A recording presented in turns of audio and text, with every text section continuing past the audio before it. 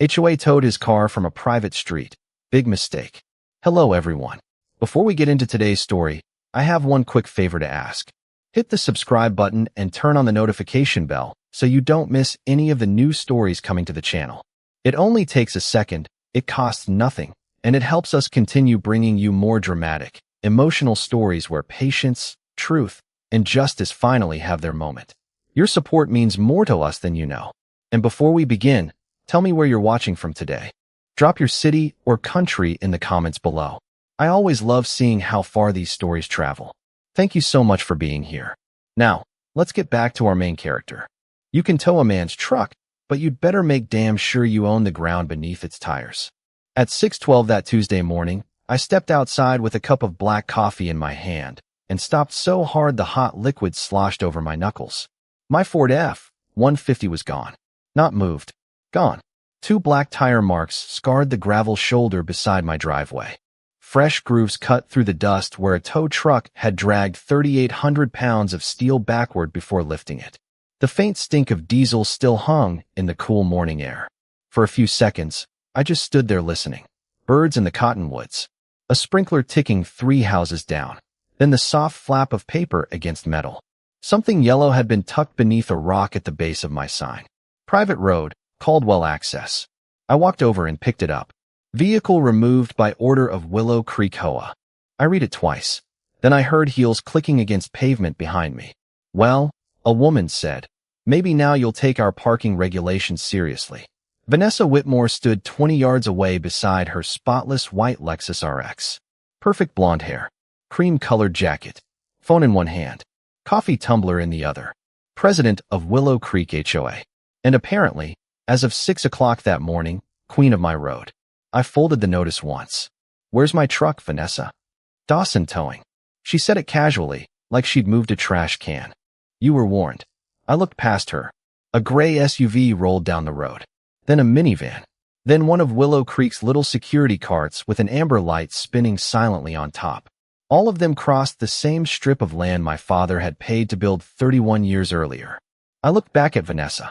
Who authorized the tow? I did. That answer came fast. Confident. Almost proud. I felt something cold settle behind my ribs. Not anger. Not yet. On whose property? Her mouth tightened into that patient little smile people use when they think they're explaining something to a child. This is a community access road, Ethan. Willow Creek has maintained and controlled it for years. I glanced at the wooden sign beside us. Private road.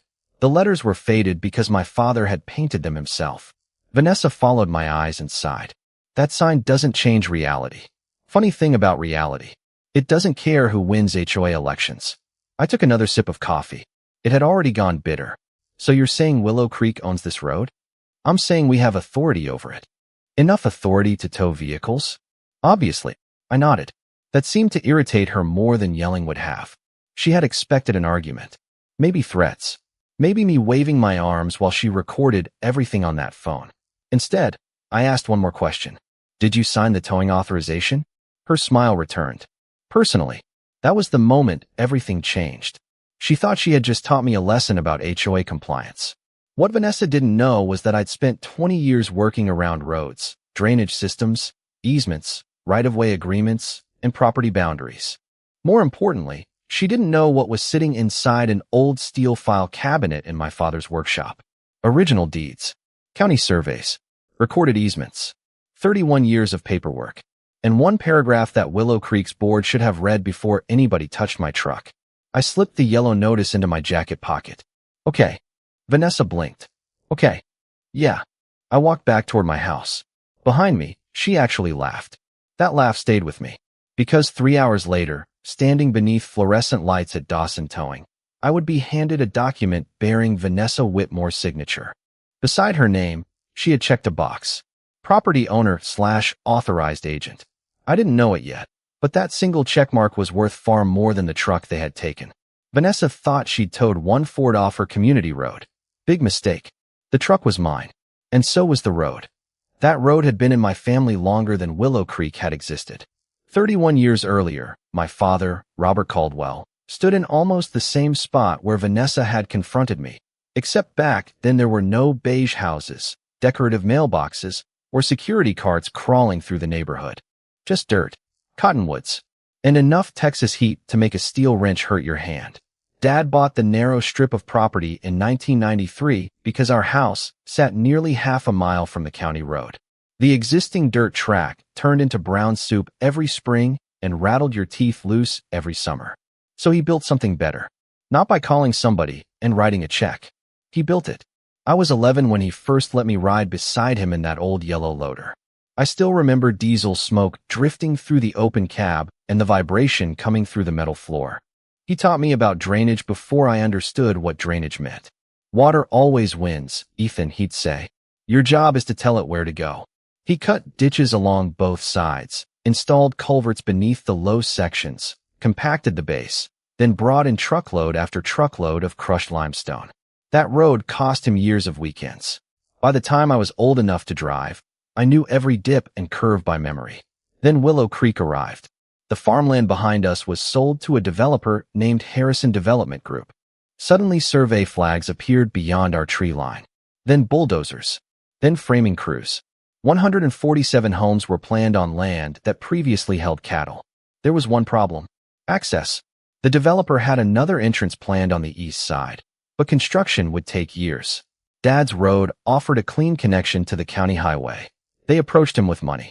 Dad refused to sell, but he didn't refuse the families. Eventually, he agreed to a limited residential access easement. People living in Willow Creek could cross our road to reach their homes. The land stayed ours. The road stayed ours. Dad made that distinction clear enough that I can still hear the scratch of his pen signing the agreement at our kitchen table. I once asked why he didn't charge them. He looked through the window toward the road. Because owning a road doesn't mean keeping people out.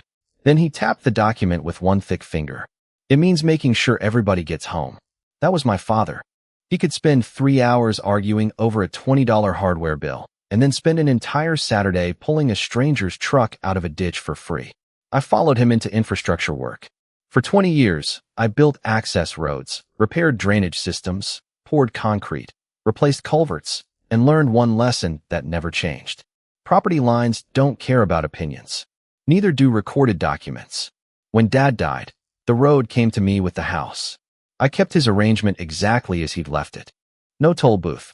No locked gate. No ridiculous restrictions. Kids rode bicycles across it. Delivery drivers used it. School buses rumbled past every weekday morning. Mrs. Patterson from Willow Creek used to walk it with her little terrier, Charlie. Every Christmas, she left a tin of cookies on my porch because Dad had once repaired her mailbox after a snowplow clipped it. That mattered to me. The neighborhood wasn't my enemy. Most of those people were just trying to raise families, pay mortgages, and get home after work. For years, everything worked. Then Vanessa Whitmore became HOA president. The first change was almost too small to notice. A landscaping crew planted ornamental shrubs near the entrance. Then decorative lights appeared. Then one Saturday morning, I heard the metallic whine of a cordless drill. I walked down the road and found 2 contractors installing a polished stone sign. Willow Creek Private Community, right beside Dad's old wooden private road sign. I told them to stop. Vanessa arrived 20 minutes later in her white Lexus. She stepped out wearing sunglasses and that polished smile I'd eventually learn meant trouble. We're simply improving the entrance, she said. You're improving my property. Her smile tightened. It's the neighborhood entrance. It crosses my land. She glanced at Dad's weathered sign. Then back at me. Mr. Caldwell, everyone uses this road. I remember the smell of freshly cut stone hanging in the air. The drill still warm on the ground. And something about the way she said everyone uses it bothered me. Because she wasn't talking about permission. She was talking about ownership. I made the contractors remove the sign. Vanessa watched without saying another word.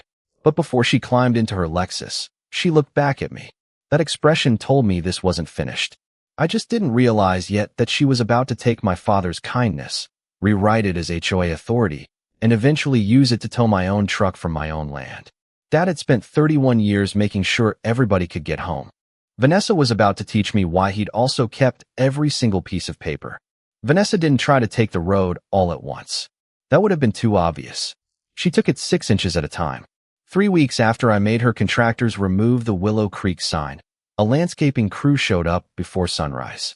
I woke to the hiss of irrigation and the rhythmic scrape of shovels cutting into dirt. By 7, 12 ornamental shrubs had appeared along my shoulder. I called the landscaping company. The foreman sounded confused. Willow Creek HOA approved it. They don't own that strip. Silence. Then paper rustled on his end. Well, sir, they're listed as the property manager. That was new. I made him email me the work order. Vanessa Whitmore's name sat at the bottom. I saved it. 2 weeks later, decorative solar lights appeared. I photographed those too. Then came the security cart. I was replacing a cracked culvert one Thursday afternoon when a young guy in a gray uniform rolled toward me in a golf cart with an amber beacon flashing on top. Sir, you can't leave equipment here. I looked at my compact excavator. Then at him. Why? HOA roadway regulations. This isn't an HOA roadway. He stared at his clipboard. That's not what I've been told. There it was again. Not ownership. Not yet. Just repetition. Say something enough times, and eventually people stop asking whether it's true. I didn't blame the guard. He was probably making $15 an hour and following instructions. So I moved the excavator 10 feet onto my grass and called Vanessa. She answered on the 4th ring. Ethan. No hello. You sent security onto my property. They patrol community infrastructure. My road isn't community infrastructure. She exhaled slowly. You really need to stop obsessing over technicalities. I almost laughed. Technicalities paid my mortgage. Technicalities kept bridges standing and storm drains flowing. Technicalities were the difference between an easement and ownership. But I kept my voice level. Send me whatever document gives Willow Creek control of Caldwell Road. I don't have time to educate you on HOA governance. Click. She hung up. That afternoon, I started a folder. Not because I planned some grand revenge. Because my father had taught me that when somebody refuses to put their claim on paper, you start saving everything they already did. Photos, emails, work orders, violation notices, dates, times. The folder got thicker. So did Vanessa's confidence. A month later, a white envelope arrived with Willow Creek Homeowners Association embossed across the top. Unauthorized commercial trailer. Fine, $100. My utility trailer had been parked beside my workshop for 4 hours while I unloaded drainage pipe. I sent back a copy of the property survey. Another violation arrived. Improper roadside storage. $250. Then another. Unapproved maintenance activity. $500. That one almost impressed me. Apparently repairing my own culvert on my own land now required Vanessa's blessing. Neighbors began noticing. Mrs. Patterson caught me at the mailbox one evening. You and Vanessa fighting? I'm not. She gave me a tired smile. Vanessa seems to think you are. That sentence bothered me. I didn't want Willow Creek choosing sides. These were families Dad had let cross our property for decades. People whose kids waved at me from the school bus. People who brought casseroles when he died. So I kept the road open. Every morning at 7:18, the yellow school bus rolled past my kitchen window. Every evening, headlights streamed home through the cottonwoods. Nobody got stopped. Nobody paid me a dime. Vanessa apparently interpreted restraint as surrender. At the next HOA meeting, she announced that Willow Creek would begin formal management of the Western Access Corridor. My road. A neighbor sent me a photograph of the presentation. There it was on a projector screen. Caldwell Road. Colored blue. Underneath, HOA controlled access. I stared at that photograph until my coffee went cold. Then I emailed Vanessa again. 3 sentences. The road is privately owned. Your HOA possesses limited residential access rights only. Stop representing yourself as the owner. Her reply came 9 minutes later. Mr. Caldwell, everyone uses that road. That makes it a community road in every practical sense. Practical sense. I printed the email, added it to the folder. Then came the parking notices. Vanessa claimed vehicles couldn't remain along the road shoulder for more than 30 minutes. I ignored the first warning, answered the second with another survey. On the third, she walked onto my property herself. I was clearing leaves from the drainage ditch. Wet soil clung to my boots, and the sharp smell of crushed cedar filled the afternoon air. She stopped beside my F-150. You keep testing us. I rested the shovel against my shoulder. Vanessa, this truck is parked on my land. You've been notified. By people who don't own it. Her jaw tightened. You're making this harder than it needs to be. No, I'm making you prove you have authority. For 1 second, The polished smile disappeared.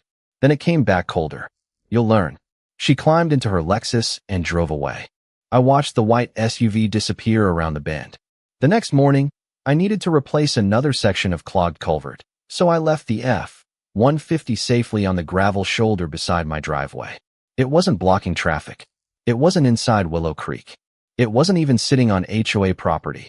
Before going inside that night, I looked at Dad's faded private road sign. Something made me photograph the truck beneath it. Timestamp, location, license plate, everything. At 6:12 the next morning, the truck was gone. And for the first time since Vanessa started this little campaign, she'd stopped hiding behind vague language. She had called a tow company. She had claimed authority. And somewhere across town, sitting on a clipboard beneath fluorescent lights, was a piece of paper with her signature on it.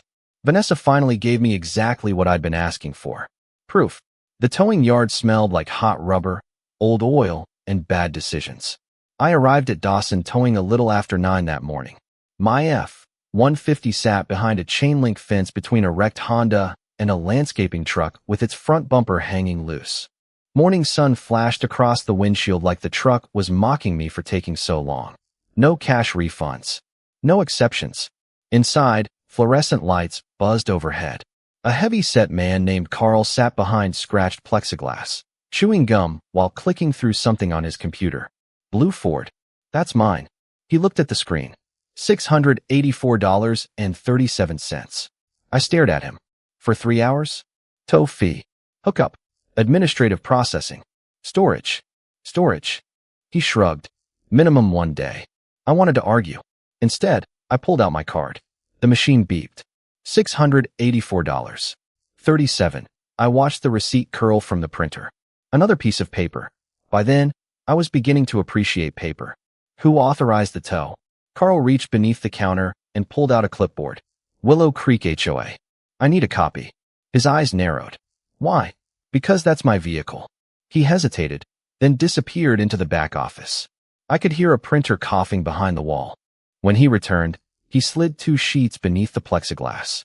I looked at the first page. Vehicle information. License plate. Location. Reason for removal. Unauthorized parking. Private community road.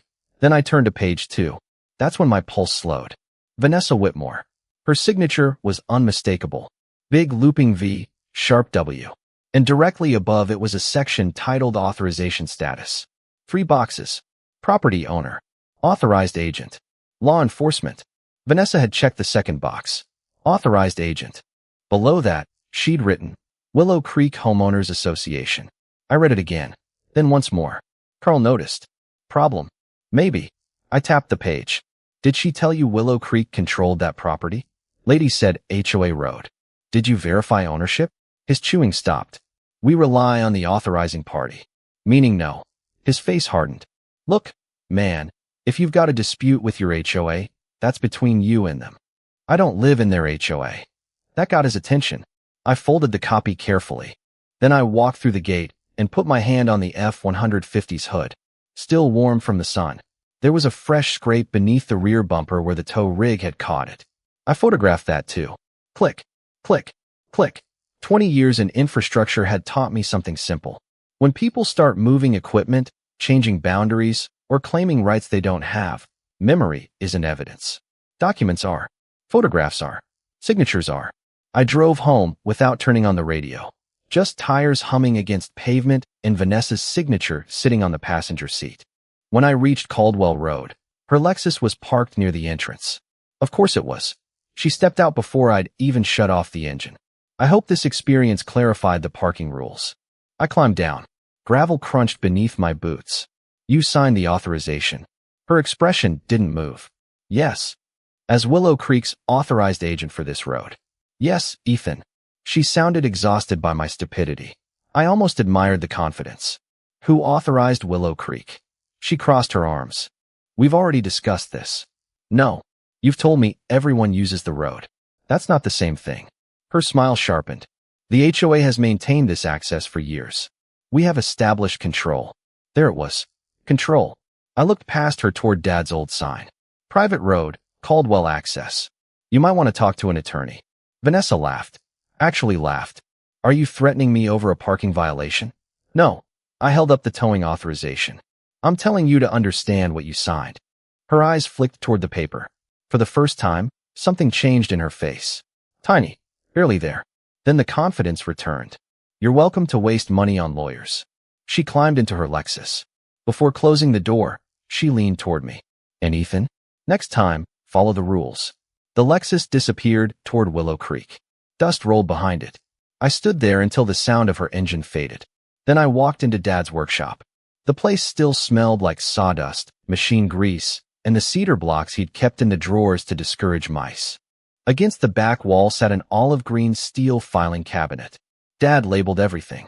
Taxes, equipment, water, property. I pulled open the bottom drawer. Metal scraped against metal. Inside were folders older than Vanessa's entire HOA. I found the one marked, West Access, Easement. The paper had yellowed around the edges. Dad's handwriting ran across the front. I carried it to his workbench and switched on the old hanging lamp. For the next 2 hours, I read every page. Deed, survey, plat, maintenance correspondence. Then I found the original easement agreement. I traced one paragraph with my finger. Residential ingress and egress. Nothing about HOA enforcement. Nothing about parking control. Nothing about towing. Nothing transferring ownership. Willow Creek had permission to cross. That was all. I leaned back in Dad's chair. The leather creaked beneath me. Outside, a school bus rolled down the road carrying kids home. I could hear Dad's voice as clearly as if he were standing beside me. Make sure everybody gets home. I looked at Vanessa's towing authorization. Then at the deed. She thought she'd charged me $684.37 to recover my truck. What she'd actually done was put her false claim of authority in writing. I opened a fresh folder. On the tab, I wrote one word. Whitmore. Then I placed her signed authorization inside. This wasn't about getting my towing money back anymore. Vanessa had crossed a property line. Now I was going to find out exactly how far she'd gone.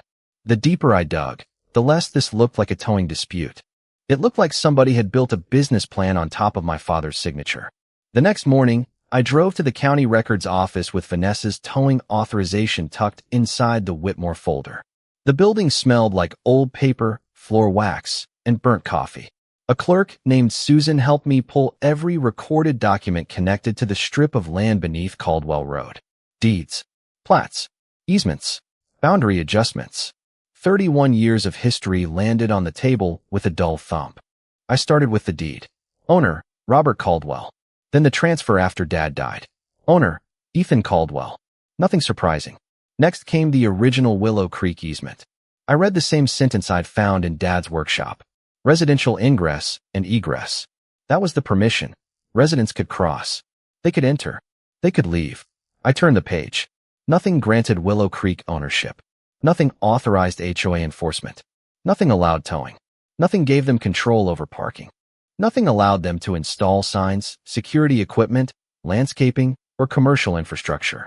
I felt that familiar pressure behind my eyes. The feeling you get on a job site when a measurement is wrong and suddenly you realize the mistake isn't 1 inch. It's 20 feet.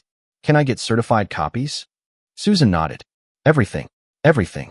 The printer started humming. By lunchtime, my folder had become a box. But I still wanted physical confirmation. So I called a surveyor I'd worked with years earlier. His name was Frank Delaney.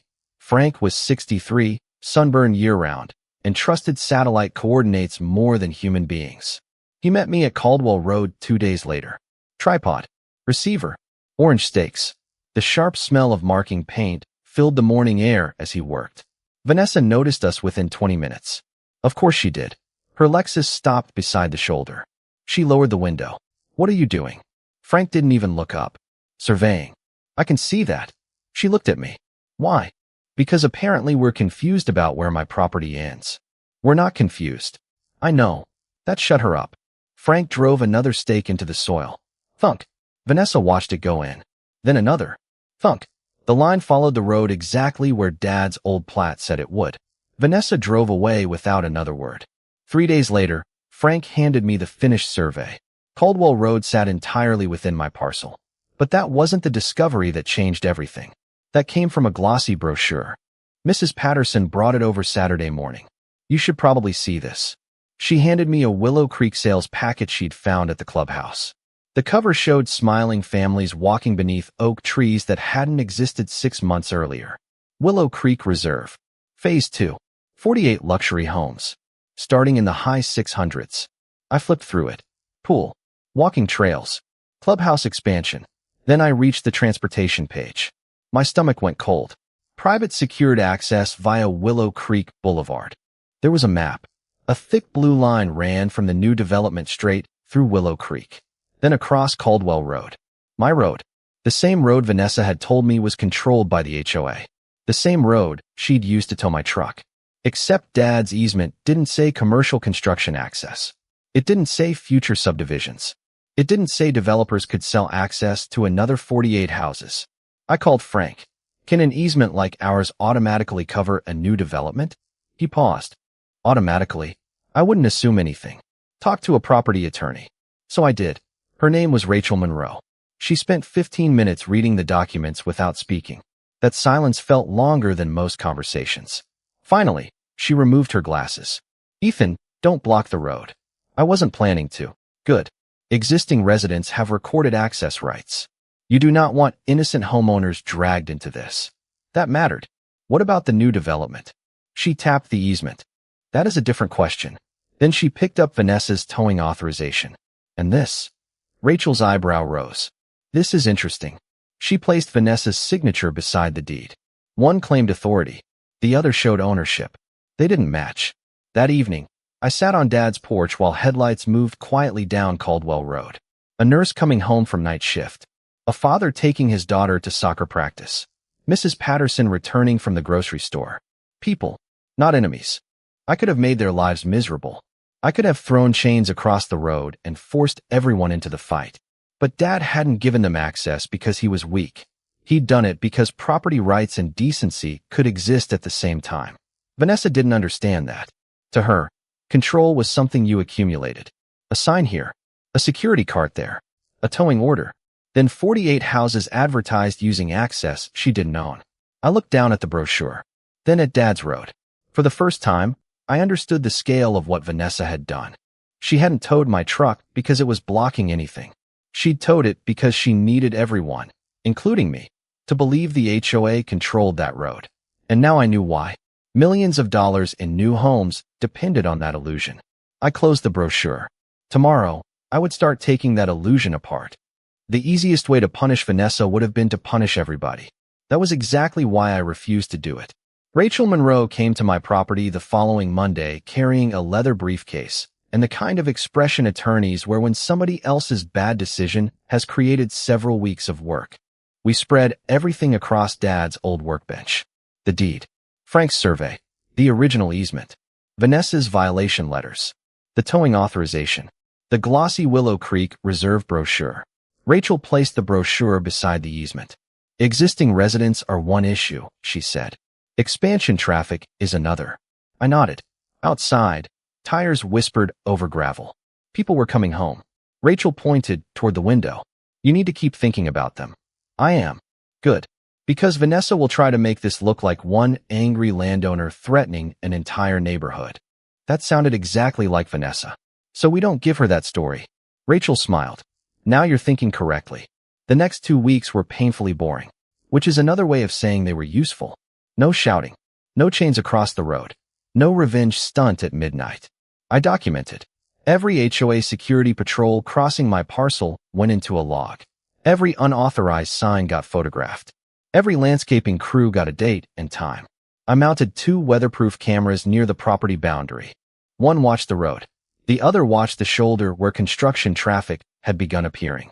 At first, it was pickups, then utility vans, then dump trucks. The new development wasn't even pretending anymore. At 5:43 one Wednesday morning, the cameras recorded 3 concrete trucks rolling across Caldwell Road toward Phase 2. The windows in my kitchen rattled. Coffee trembled inside my mug.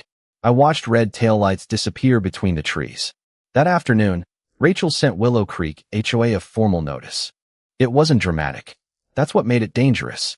For pages, recorded deed references, survey numbers, easement language, photographs, a demand that the HOA stop representing itself as owner or controlling agent of Caldwell Road. Existing residential access would remain undisturbed. Emergency vehicles would remain protected. School transportation would remain protected. Residents could continue using the road exactly as Dad intended. But unauthorized commercial expansion traffic had to stop until legal access was established. Vanessa responded the next morning, not through an attorney, through the HOA email list. Mrs. Patterson forwarded it to me. The subject line read, "Urgent community access threat." According to Vanessa, a hostile adjacent landowner was attempting to restrict Willow Creek's historic roadway. Hostile. I read that word twice, then kept reading. She claimed I was threatening property values. Emergency access, school transportation, even home deliveries. None of it was true. Rachel called 10 minutes later. Don't respond emotionally. I wasn't planning to. Good. I could hear papers moving across her desk. Respond with facts. So I did. 1 page. I addressed it to the residents, not Vanessa. Your access is not being closed. Your families are not being targeted. Your school buses and emergency services will not be obstructed. This dispute concerns ownership claims and unauthorized expansion beyond the recorded easement. Then I added one final sentence. My father gave this community access because he believed neighbors should help neighbors. I intend to honor that. I signed it. Ethan Caldwell. That evening, something unexpected happened. Mrs. Patterson walked over carrying a casserole dish. Then Tom Reeves from number 84 arrived. Then the Millers. They weren't angry. They were confused. Vanessa had told them the HOA owned the road. That's what we've always been told, Tom said. I brought out the survey. The porch light cast a yellow circle across the paper. Nobody needed a law degree. The boundary was right there. Tom stared at it. So we've been paying for maintenance on property the HOA doesn't own? I don't know exactly what you've been paying for. Mrs. Patterson's expression changed. Then maybe we should. That sentence traveled through Willow Creek faster than any email I could have written. People started asking questions. Where had their maintenance money gone? Why was the HOA paying security to patrol private property? Why was Vanessa advertising access to 48 new houses without showing residents the agreement? The next HOA meeting was packed. I stood in the back. Vanessa stood beneath fluorescent lights at the front, gripping the podium. One man, she announced, does not get to hold an entire community hostage. Heads turned toward me. I could smell stale coffee and floor cleaner. I walked forward. Vanessa's eyes narrowed. I placed the certified survey on the table, then the easement, then Dad's deed. 3 documents. No speech. No theatrics. I agree, I said. Her mouth tightened. Excuse me. One man shouldn't hold a community hostage. I looked around the room. These families have access. They will keep access. I'm not taking that away. Then I looked directly at Vanessa. But that's not what this is about. Silence settled over the room. You're using their families as cover for authority you don't have. Her knuckles turned white around the podium. You're being ridiculous. No, I tapped the easement. I'm holding you accountable. Nobody clapped. I was glad they didn't. This wasn't theater. It was the first time the room had gone quiet enough for people to hear the difference between ownership and control.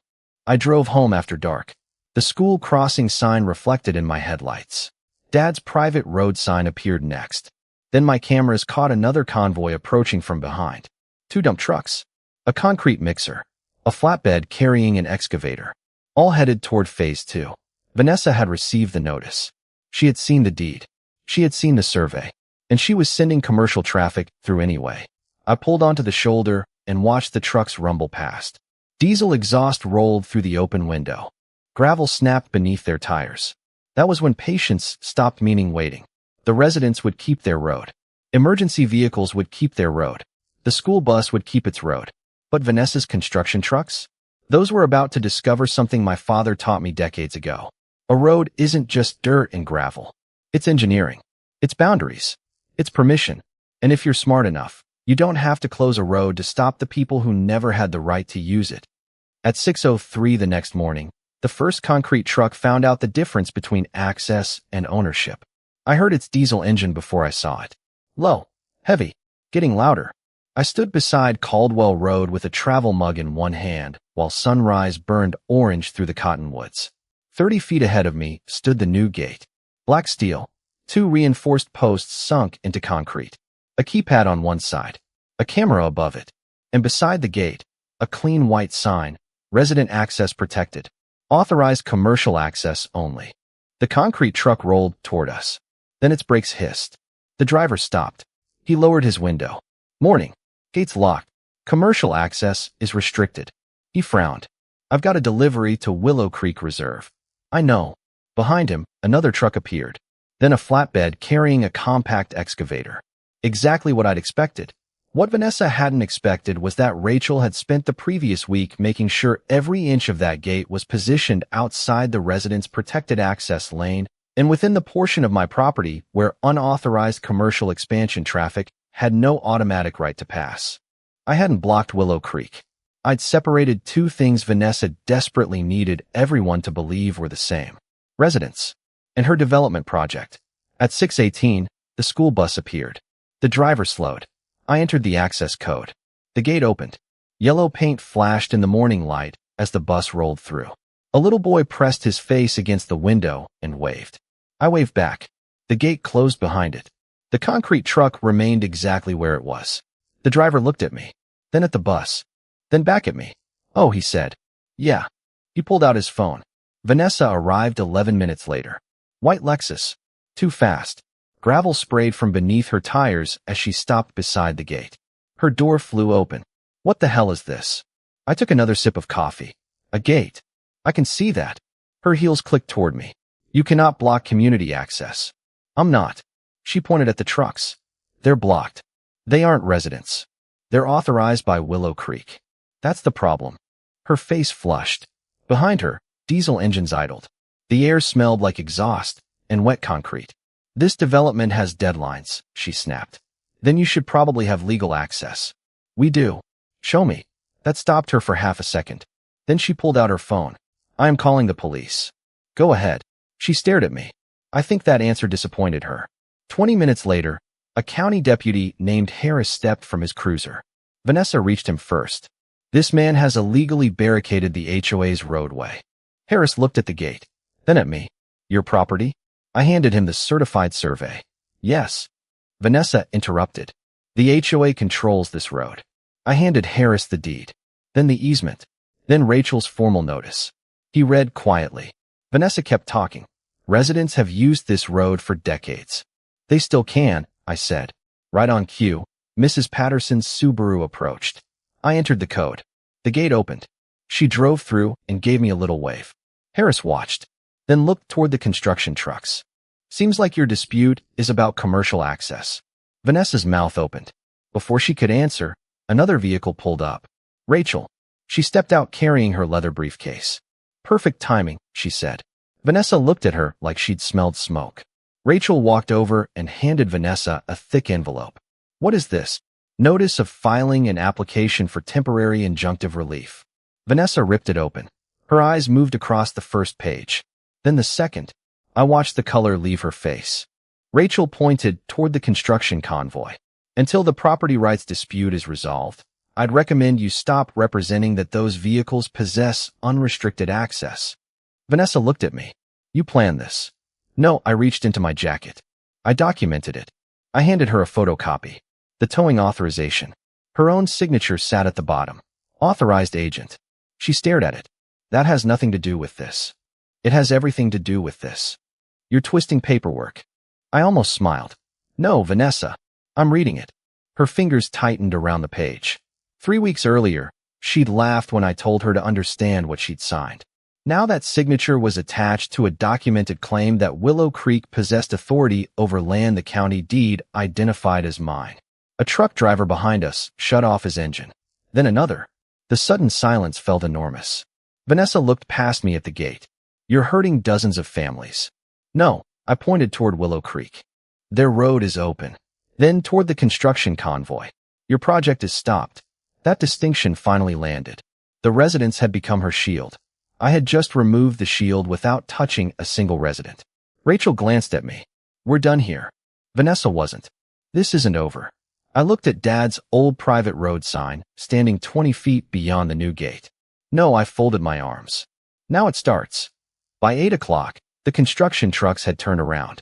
One by one, diesel engines growled as millions of dollars in scheduled development rolled back toward the county highway. Residents kept coming through. nurses, teachers, parents, delivery vans serving existing homes. Nobody was trapped. Nobody was punished. Nobody lost the road Dad had promised them. Only the people who had tried to turn his kindness into a commodity were stopped. As the last flatbed disappeared, I looked at Vanessa's Lexus sitting beside the shoulder. For the first time since this began, she wasn't talking. She was staring at the towing authorization in her hand. That little checkmark beside authorized agent had seemed powerful when my truck was hanging from a tow hook. Now it looked different. Now it looked like evidence. The number that finally broke Vanessa wasn't millions. It was $684.37. 3 weeks after the gate went up, I sat beside Rachel in a county courtroom that smelled like old wood, copier toner, and coffee that had been burning since sunrise. Vanessa sat across the aisle with 2 attorneys. No cream jacket this time. Dark navy suit. Pearl earrings. A stack of binders arranged in front of her like sandbags. Behind us sat more than 30 Willow Creek residents. Mrs. Patterson was there. Tom Reeves. The Millers. People who hadn't come to support me or Vanessa. They'd come because they wanted answers. The judge entered. Everyone stood. Then the paperwork started talking. Rachel didn't give some dramatic speech. She didn't need one. She placed Dad's deed into evidence. Then Frank's certified survey. A map appeared on the courtroom monitor. Caldwell Road ran through my parcel in a clean, narrow strip. Rachel pointed to it. Ownership. The county record answered that. Mine. Then came the easement. Residential ingress and egress. Rachel read the relevant language. Nothing more. Vanessa's attorney argued that Willow Creek had maintained the roadway for years.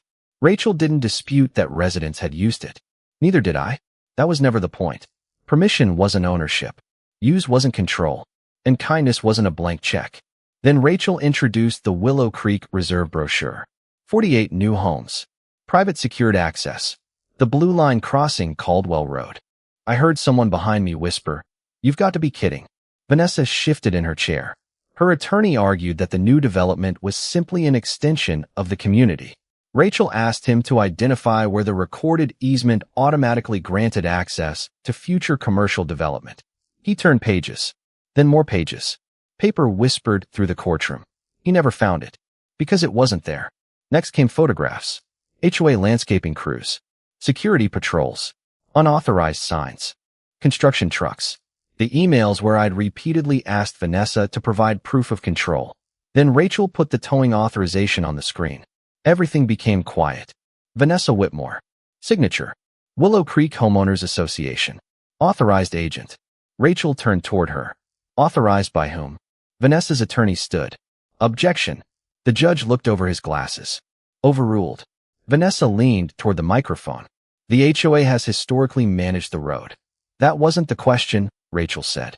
She placed the deed beside the authorization on the monitor. One document showed who owned the property. The other showed Vanessa claiming authority to remove my vehicle from it. Side by side. Simple. Ugly. Impossible to explain away. Rachel asked again. Who authorized you to act for Mr. Caldwell's property? Vanessa looked toward her attorneys. Neither moved. I believe the HOA had authority. Based on what document? Silence. That silence lasted maybe 4 seconds. It felt like 4 years. Then Rachel reached into our evidence binder. She pulled out a narrow strip of white paper. My towing receipt. She placed it beneath the document camera. $684.37. I almost smiled. The smallest number in the case. The number Vanessa probably hadn't thought about since the morning she ordered my truck removed. Rachel looked toward the judge. This charge exists because the defendant represented authority she has not demonstrated. The judge studied the documents. What followed wasn't explosive. Justice rarely is. No gavel smashing. No dramatic confession. Just findings. The HOA could not represent itself as owner of Caldwell Road. It could not authorize towing from my property outside whatever authority the recorded easement actually provided. Existing residents retained their established access. Emergency and necessary residential access remained protected. The Phase 2 developer could not simply assume expanded commercial use from an easement written decades earlier for the existing residential community. Any expanded access would require lawful agreement or another legally established route. And my towing charge? Reimbursed. $684.37. plus documented damage and the recoverable costs the court allowed. Vanessa stared straight ahead. But the courtroom wasn't finished with her. The residents were. Outside, under the courthouse steps, Tom Reeves unfolded several HOA financial statements he'd obtained before the hearing. Residents had discovered thousands of dollars spent on security patrols, landscaping, legal correspondence, and roadway work connected to property the HOA didn't own. Worse, Vanessa had pushed the Phase 2 access plan without clearly explaining the easement problem to homeowners whose dues were now helping finance the dispute. "You told us it was ours," Mrs. Patterson said. Vanessa's face hardened. "I acted in the community's best interest." Mrs. Patterson shook her head. "No, you acted like the community belonged to you." That landed harder than anything Rachel had said in court. 2 weeks later, Willow Creek held an emergency board meeting. I didn't attend. I didn't need to. At 8:41 that evening, Tom texted me 3 words. "She is out." The board had removed Vanessa as president pending a full financial review. I sat alone in Dad's workshop when the message arrived. The old lamp hummed above me. On the bench lay the towing receipt. I picked it up. $684.37. A ridiculous amount of money for 3 hours in an impound yard. But that little receipt had started a chain Vanessa never expected. The tow led to the authorization. The authorization led to the ownership claim. The ownership claim led to the easement. The easement led to Phase 2. And Phase 2 forced an entire neighborhood to ask the question Vanessa had spent years making sure nobody asked. Who actually gave you this power? I opened the Whitmore folder one last time. Then I closed it.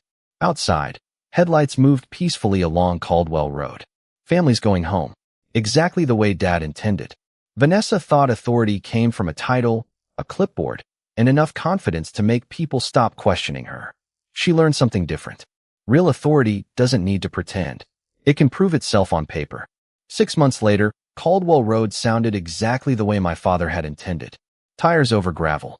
A school bus slowing at the bend. Kids laughing through open windows.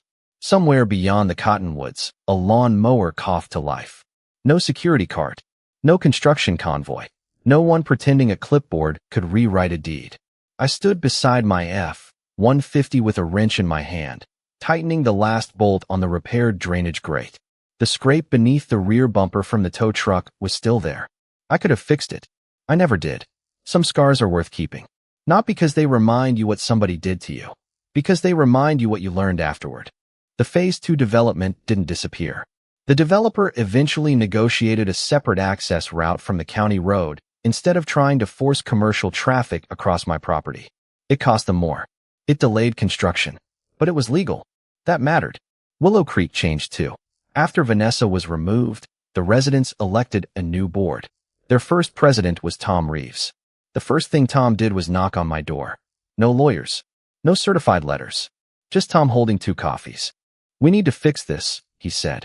So we sat at Dad's kitchen table. The same table where Dad had signed the original easement decades earlier. We created a transparent maintenance agreement. Willow Creek residents kept the access they'd always had. Emergency vehicles had permanent clearance. School buses continued without interruption. Road maintenance costs were documented. No mystery fees. No imaginary authority. No one could authorize towing, construction, landscaping, or commercial expansion on my property without written permission. Simple rules. Real signatures. Clear boundaries. Funny how little conflict remains when everyone knows where the line actually is. I also made one decision Rachel initially thought I might regret. I refused to charge the residents a toll. "You could," she reminded me. "I know. After everything they put you through?" Vanessa put me through it. That distinction mattered. Most of Willow Creek hadn't stolen anything from me. They'd been told a story by someone they trusted. Punishing them for believing it would have made me exactly the kind of man Dad never wanted me to become. Part of the money I recovered went into rebuilding the old drainage system. New culvert, fresh gravel, better runoff channels. Frank came out one Saturday to help me check the grate. When we finished, rain started falling. Water rushed toward the ditch, hit the new channel, and flowed cleanly beneath the road. Frank watched it disappear through the culvert. "Looks good." I smiled. My dad would have stared at that for 20 minutes. Frank laughed. "Your dad sounds like my kind of guy." He was. Mrs. Patterson still walked Charlie every evening. The The miller's daughter learned to ride her bicycle on the same shoulder where my truck had been towed. Sometimes she'd wobble past my driveway and yell, "Hi, Mr. Caldwell." I'd wave. Those moments meant more to me than watching Vanessa lose her position. Because revenge burns hot and disappears. What remains afterward tells you whether you actually won. One evening, I replaced Dad's old sign. The wood had finally started splitting around the screws. I almost threw it away. Instead, I cleaned it and hung it inside the workshop. Then I installed a new sign at the entrance. Caldwell Road. Private property. Resident access protected. I stepped back. The setting sun caught the white lettering. A car approached from Willow Creek. The driver slowed and waved. I waved back. Then another came through. And another. People going home. I suddenly remembered standing beside Dad when I was 11, diesel smoke drifting around that old loader while he explained why he was building a road instead of a gate. Owning a road doesn't mean keeping people out. It means making sure everybody gets home. For years, I thought he was talking about gravel and drainage. He wasn't. He was talking about responsibility. Vanessa had looked at that road and seen power. Something she could control. Something she could use to tell people where they could park, who could pass, and who had to obey. Dad looked at the same road and saw neighbors. That's the difference between authority and stewardship. One asks, what can I make people do? The other asks, what am I responsible for protecting? That morning when my truck disappeared, I wanted justice. By the end, I understood justice wasn't getting even. It wasn't closing the road. It wasn't making 48 families suffer because one HOA president crossed a line. Justice was restoring the line, then protecting everyone on the right side of it. I opened the driver's door of my F-150. Before climbing in, I ran my thumb across that old toe scar. $684.37. That's what Vanessa thought she'd taken from me. Instead, she'd given me the one thing arrogance eventually gives everyone it underestimates. Proof. I started the engine. The V8 settled into a low rumble. Ahead of me, Caldwell Road stretched beneath the cottonwoods, open and quiet. Still mine. Still carrying people home. And that's when I finally understood something my father had known all along. Justice doesn't have to shout. Sometimes it looks like a deed. Sometimes it looks like a signature. And sometimes it looks like an open road after the person who tried to control it is gone. Justice isn't loud. It's smart. It's patient. And sooner or later, it's inevitable.